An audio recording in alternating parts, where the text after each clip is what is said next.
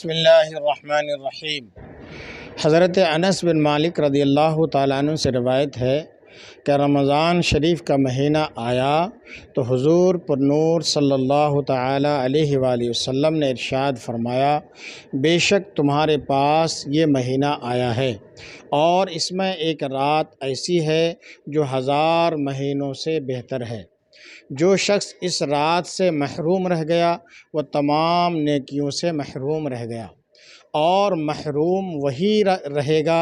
جس کی قسمت میں محرومی ہے۔ لہٰذا ہر مسلمان کو چاہیے کہ وہ یہ رات عبادت میں گزارے اور اس رات میں کثرت سے استغفار کرے، جیسا کہ حضرت عائشہ صدیقہ رضی اللہ تعالی عنہا فرماتی ہیں،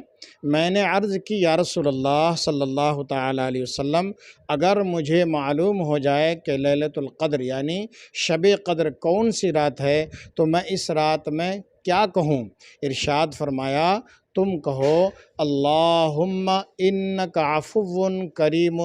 تحب العفو فاعف عنی، اے اللہ بے شک تو معاف فرمانے والا، کرم کرنے والا ہے، تو معاف کرنے کو پسند فرماتا ہے، تو میرے گناہوں کو بھی بخش دے اور معاف فرما دے۔